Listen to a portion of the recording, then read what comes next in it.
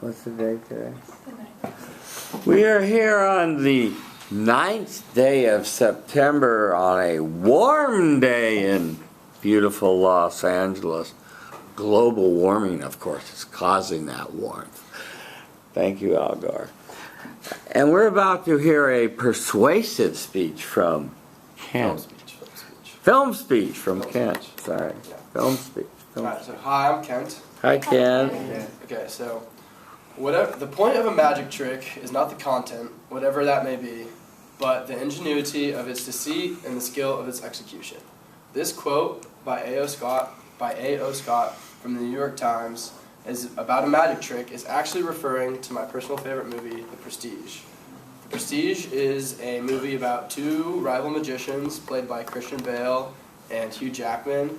And like a lot of other Christopher Nolan movies, it has tons of twists and turns and revelations, which is one of the reasons why it's my favorite movie.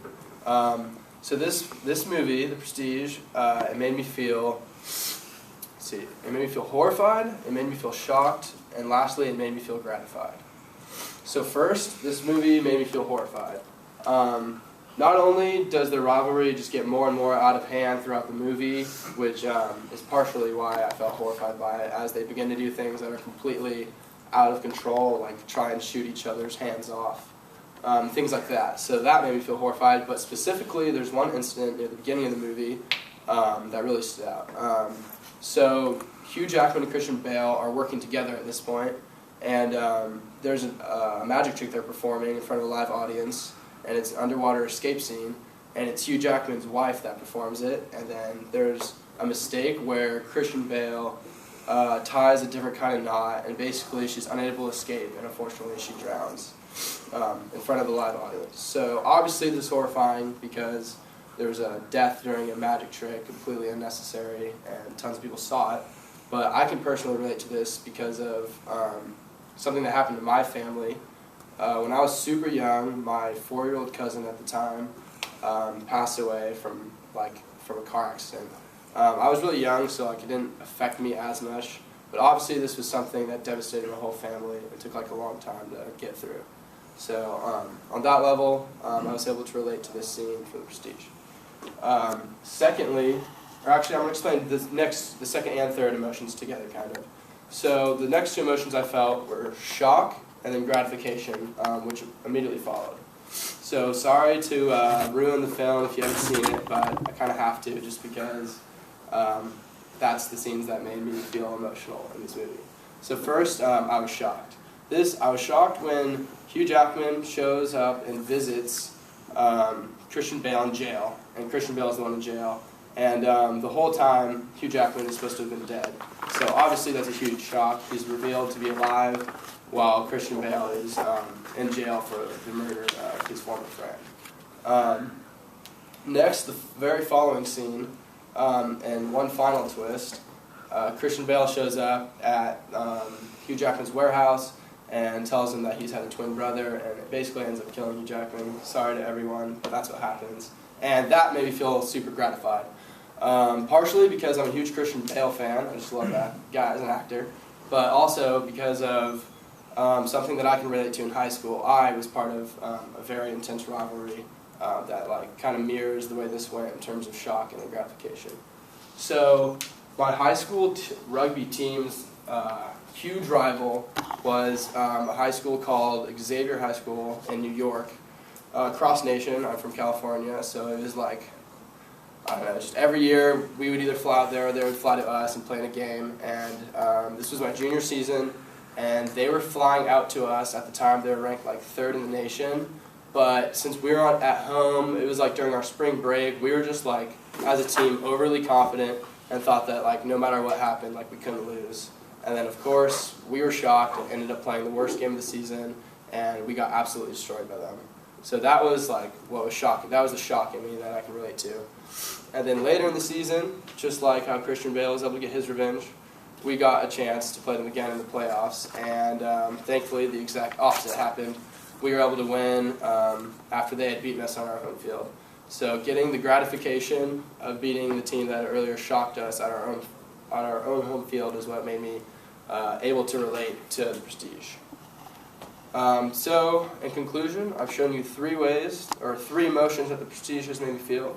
Made me feel horrified, shocked, and gratified.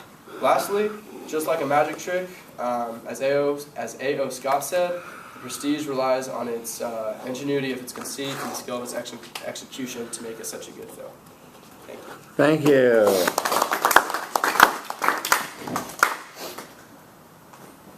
Hi, I'm Jocelyn. Hi, Jocelyn. I liked your speech. I think you had good stories that really showed your emotions, and you had you were able to tie it back. Improvement. Hi, Rita. Hi, Rita. One thing is, I think, Louder, Rita. I think you speak it very well, but it seems that it goes faster, and finally I just can't follow you. Okay, good. International audience. Take a step back. International audience. Gotta adapt. Looking for any goals here? None. I mean, it's on my persuasive On your, speech thing, on my goals were to not be as not move around the whole time, and then just to keep better eye contact. No pacing. Okay. Yeah, I was pacing and too fidgety last time. Okay. All right. Well, let me talk to you about this, Ken. You started with you sort of grabbed us with the quote from the New York Times. About describing how well the movie was executed. I would have liked you said this was your favorite movie, so I guess you agreed with the quote. You had a good preview and overview of what you were going to do. I thought the plot summary was a tad long on the first part of that, and when you got to talking about your cousin Joshua passing away, I would have liked you to have dwelled on that a little bit more and had the felt sensing of it and brought it back, the sadness and the feeling that you had, so we had more of the feeling. The second and third one you mixed together, I think, wisely with your competition with Xavier High School in rugby and being defeated and feeling rotten and then avenging the loss. And so we got those feelings from your sports life, and you did tie back to your intro. So overall, just more work on when you are communicating and learning to communicate feelings, relive them more and get more into the felt sensing of it. Other than that, you did a nice job. Thank you.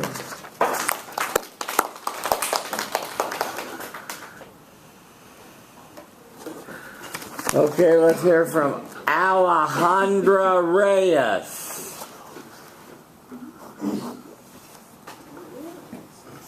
Not here. Big zero. Okay, how about Matthew?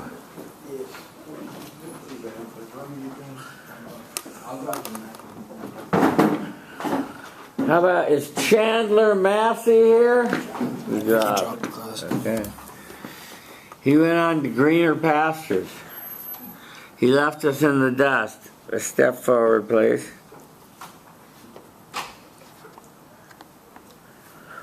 Okay. Matt, share three emotions with us. Hi, Matt. Hi, Matt. So, I'm here to tell you guys about the movie Friday Night Lights. And A.O. Scott once wrote in the New York Times that in the end, Friday Night Lights is a troubling and uplifting movie because it's more honest than most sports movies are about the high cost and short lifespan of high school football glory. This movie, I was a high school football player myself, so this movie really reached out to me and made me feel inspired, angry, and in the end, ultimately devastated. And through these emotions in the movie, it helped me to learn about how to be a better person, a better teammate, and a better friend to people. So the movie made me feel inspired in the opening scene when it comes open. It's at practice in the sweltering heat in Odessa, Texas, a small oil town.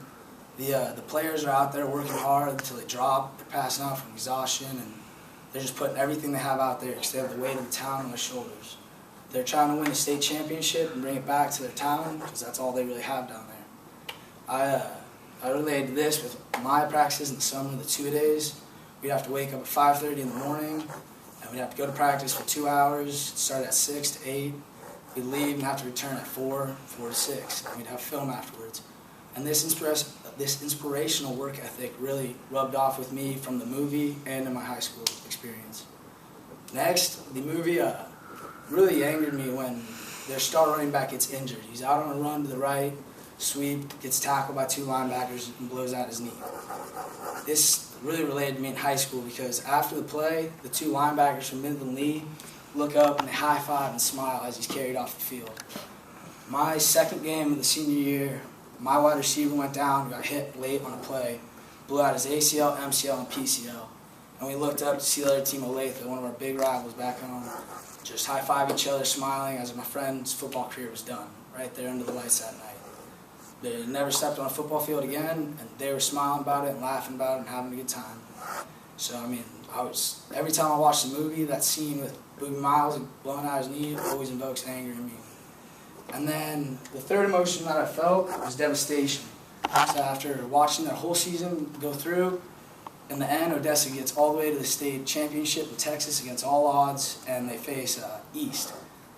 Massive, like, they're supposed to blow out Odessa, Texas in the finals that they're not even supposed to be in. And the team ultimately ends up losing by just 1 yard. Last play of the game, they go down for the winning touchdown and fall just inches short. It was heartbreaking for me to watch because I went through the same experience in the state semifinals playoffs my junior year. We lost to Florence, and it was just, knowing that there was nothing to be done about it really sucked. Like, it's absolutely heart-wrenching to be able to do nothing to fix the problem. So in all, this movie invoked these 3 emotions in me: anger, inspiration, and devastation. And through these, I learned a lot about how to be a person, how to be better, and Gary Gaines, the coach of the Odessa Panthers, left the team with a motto to live by, and that is being perfect is about being able to look your friends in the eye and know that you didn't let them down because you told them the truth, and that truth is that you did everything you could. Thank you. Thank you.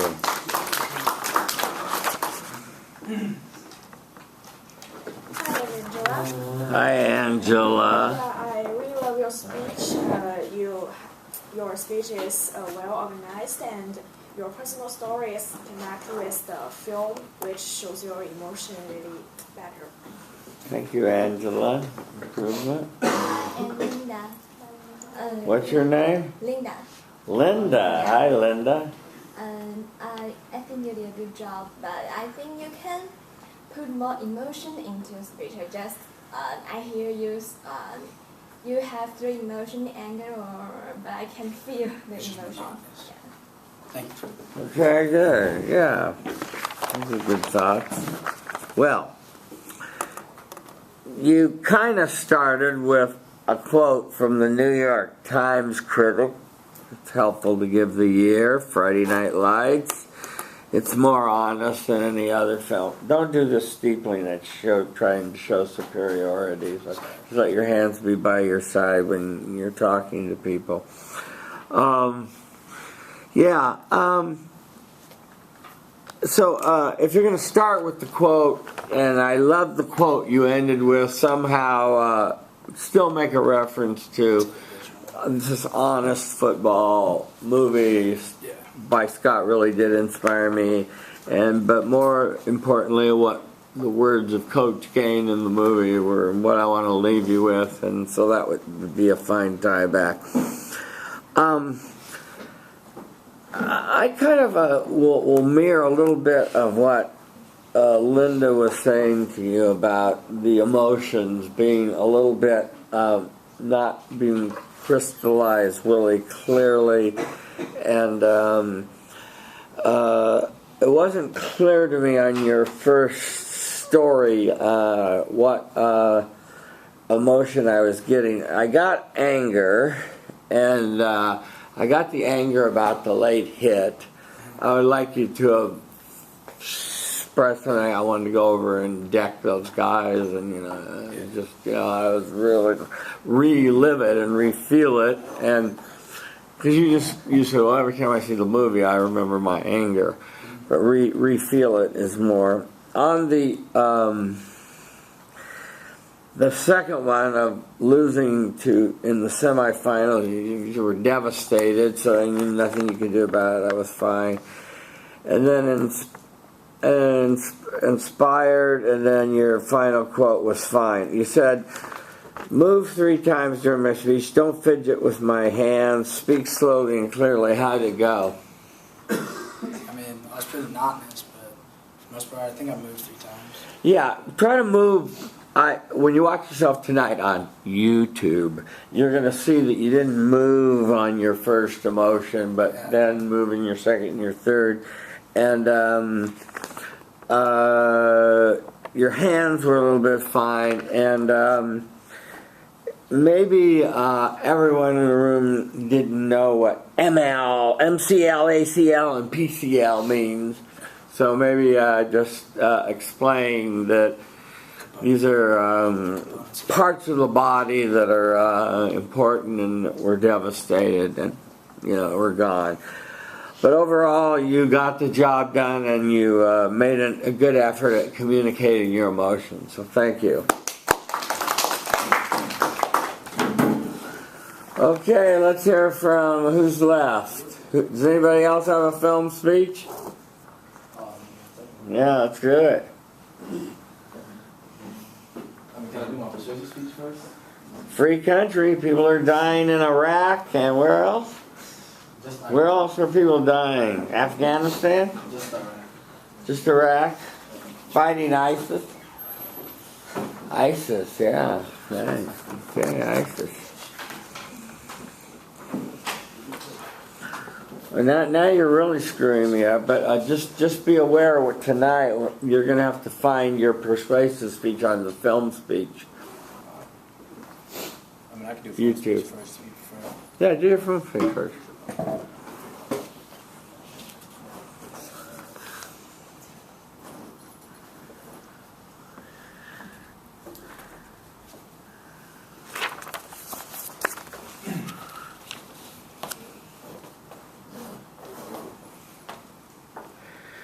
Okay, Lee Band stands before you, managing attention, communicating respect, non-verbally, finding friendly eyes near the front and center.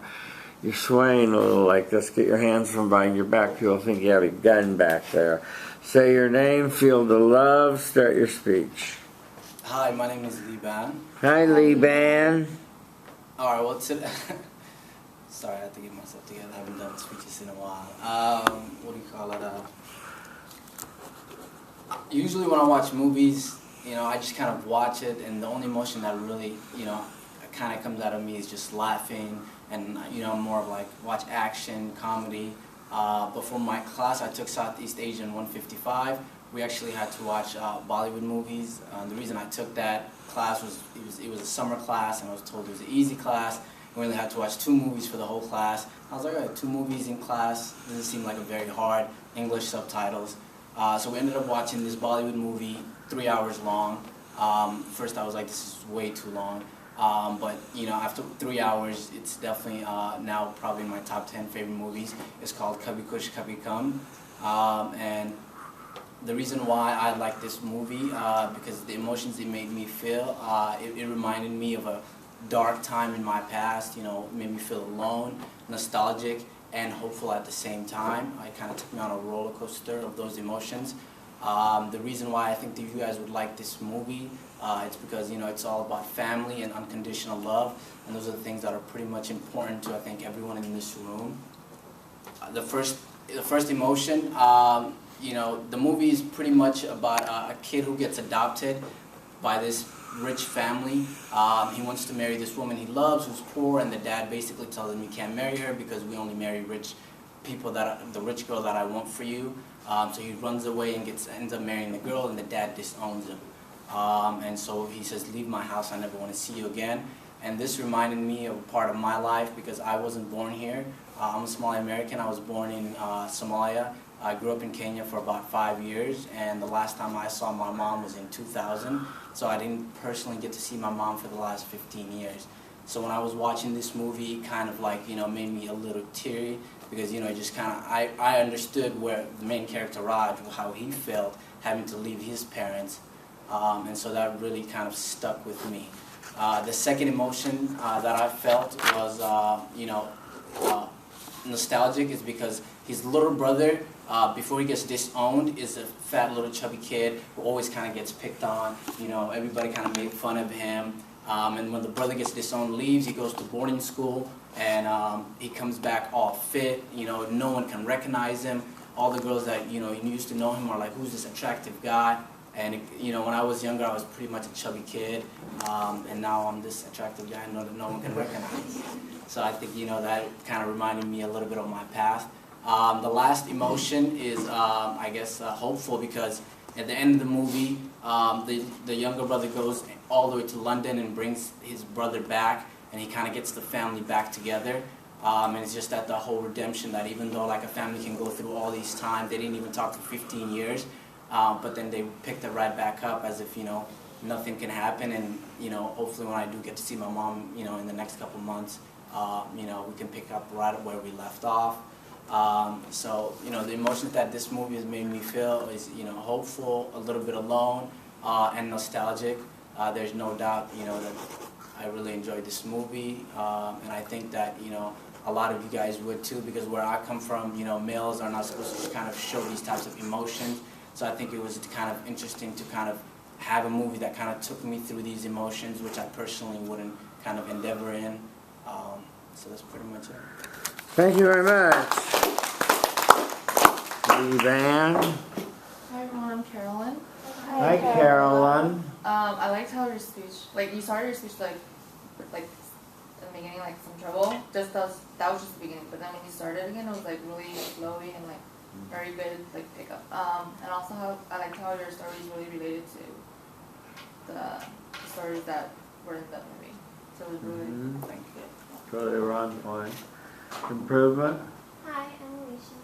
Hi, Alicia. I think overall, like, your speech was really good. Like, vocally what you're saying, I think just like your body language was just, you swayed a little bit, and then I think eye contact, you were focusing a lot on this side of the room versus the other, but once you fix that, it's really good. Okay, those are good comments. When you watch yourself tonight on YouTube, you will see that you are swaying. Undo your arms. That seems to be defensive. You talked about men don't show emotions and you don't really show them, and you kind of tied back to that. So that was your bookend. So you understood that concept. That was good. Your thesis of telling us the movie that you liked was Kabi Kushik Kabi Gam. I murdered that. A Bollywood movie was clear. The preview was fine. I thought the significant statement, I thought you related it to the audience about their family themes and things they would enjoy. I know every Bollywood movie I've seen I've really enjoyed, personally. On your first motion, remember to move 3 times, move on each part of the main body. You describe very briefly a poor boy in a rich family and falling for the girl, and you related that to you leaving home and not seeing your mother for many years and the loneliness that you felt, and you were tearing up. I would have liked you to have developed that a little bit more and teared up a little bit more and gone into that feeling and felt sensitive a little bit more, walked the razor's edge more, as you heard me say to other people, so we get it a little bit more. On your second emotion, that was your best one, by the way, I thought. Your second one, nostalgic, you talked, and I appreciate you disclosing that you used to be chubby and now you're fit as a fiddle, and you made kind of a joke of yourself that, you know, I'm this stud now, and that was cute. I would have liked you to have focused a little bit more on the, you know, the humiliation that you felt of being overweight and people maybe bullying you and that sort of thing, and then how you feel better now that you're thinner, that sort of thing, and the nostalgia of that. On hopeful, when you watch yourself tonight, you're going to see I didn't really get the hopeful emotion develop much. It was a pretty quick in and out. You're just saying, I'm hopeful my family and I are going to get together. And you didn't really develop the hopeful feeling that I was looking for. Okay? The summary, tie back were fine. Move 3 times. What were your goals? Pretty much, you know, just because I haven't done a speech in a while, so just kind of get a little acclimated. Kind of, I forgot like not to move it a little bit. Then I tried to like physically move, and then I got stuck here. And I tried to look here, but she kept looking down, so I didn't think she wanted to look at me on the left side. So I was like, I'm gonna look on the right side. Yeah, you want to look everywhere. Okay, you got the job done. Thank you very much. Okay, next. Okay. Okay, let's go.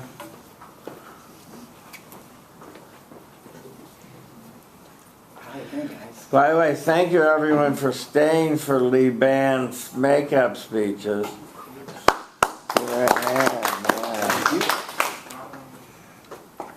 Stay near the middle, Lee Band, of the green la-di-da.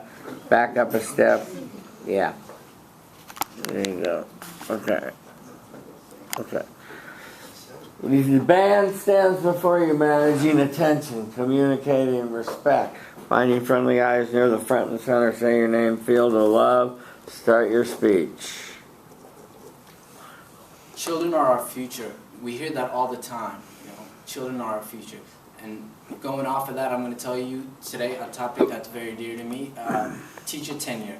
I think that by the time I'm done with this speech, you're going to realize that we should get rid of teacher tenure. For those of you who don't know teacher tenure is when it first got established, it was a way of, you know, allowing teachers to kind of not get fired for no reason. But now in high school, teacher tenure, you know, anyone can get it just for breathing. And I think teacher tenure is going to be important to you guys because some of you guys have siblings in school. Some of you guys may have a kid or two in school. I don't know. I mean, you guys live some crazy lives. And maybe when you guys have a kid in the future, you want to give your kid the best education. So according to the New Teachers Project, a study done in June 29, 2009, referenced by Huffington Post, they said 81% of administrators knew a teacher that they didn't like, the teacher that was, you know, performing unsatisfactory. And then when asked if they went and actually attempted to do something to get rid of that teacher, 86% of them said no, they didn't. And majority of that is because they said the process in which you have to go to fire a teacher is you have to go, for example, in Michigan, it said that you have to go, it takes about 335 days to fire a teacher. So the administrators have to go through this process in firing a teacher that isn't, you know, doing the necessary process. And the reason why I feel like this, in my high school, I had teachers who would just come and give us a packet. You know, they would come, they would give us the packet, and then she would sit in the front and, you know, just watch the rest of us work on our packet. We had counselors who would, you know, when you asked them about college, would tell you, hey, don't worry, you're not going to go to college. And so when we complained to the principal about it, most of them, you know, they said there's nothing we can do. They have teacher tenure. The second thing is, according to the ACLU, on February 24th, 2010, and the ACLU is the American Civil Liberties Union, they're actually suing Los Angeles Unified School District because majority of the teachers they have this process, majority of the school district, last hired, first fired. So the last teacher to get hired is most likely the first one to get fired. And the ACLU is saying that this is actually making it, you know, unfair for schools of low-income communities and people of color and for new teachers because, you know, there's already a shortage in teachers, and so now you have these teachers, these new teachers, they might be better than these old teachers that are horrible, but they can't get fired because they have tenure. And so because of these new great teachers who are young are getting bounced around, and most of them won't even want to end up being a teacher any longer, or they become complacent and jaded until they get their tenure and they won't continue. So I told you 2 reasons why I think we should get rid of teacher tenure. I'm going to give you 3 concrete evidence, 3 concrete tasks you can do. First, I want you to, go and talk to your siblings. If you have any siblings, ask them, do they know any teachers that are horrible? Second, go do information, because I'm here telling you guys these things, and most of you are probably like, what is this guy talking about, Third, after you get all that, call your superintendent, call the teachers union, because I think this is a problem that, we should all be working to try to eliminate. Because if we say that children are our future, then why aren't we giving them the necessary tools to do well? And there's no doubt that I believe that we should get rid of teacher tenure. Okay.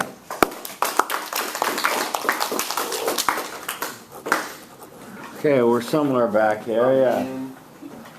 I thought your speech was really impressive. That was really good. It sounded very comfortable and flowy. You didn't have there was no manuscript kind of reading.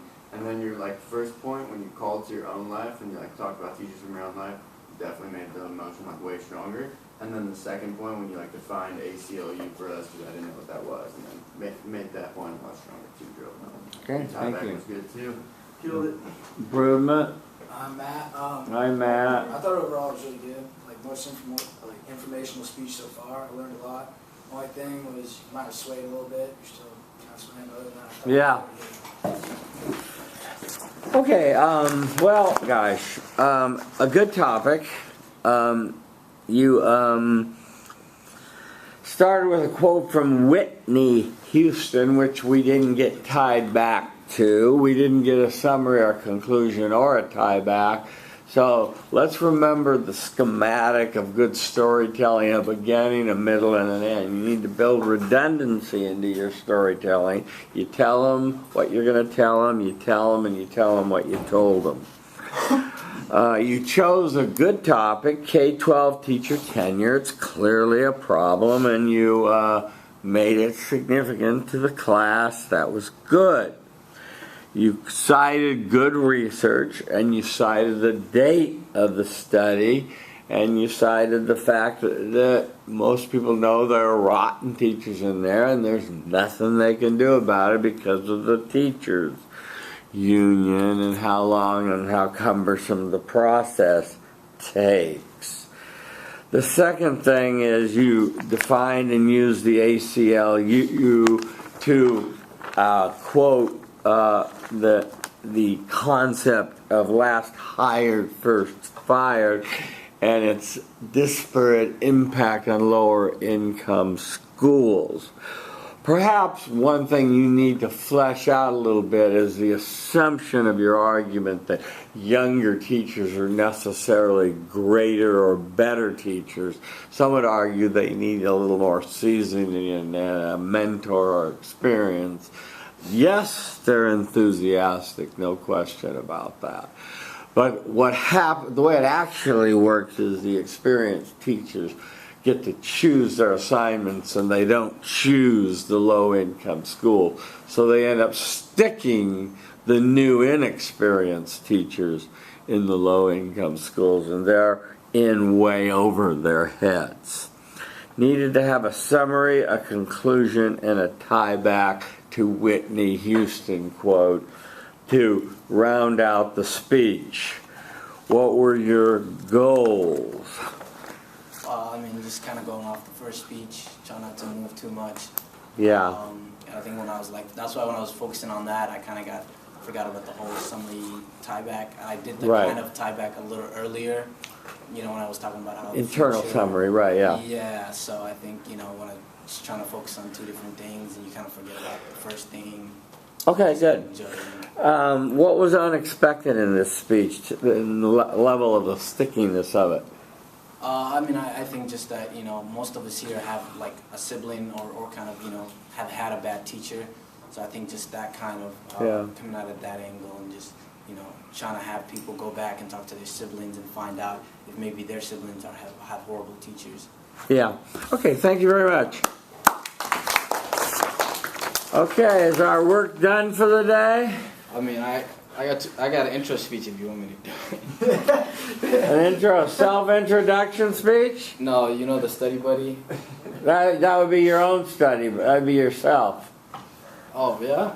Yeah. No, well, you can do that during office hours. I think he did one about me because I gave him some stories. Oh, you did? We met up and I tried to help him out. Oh, you didn't do your respect speech. Okay.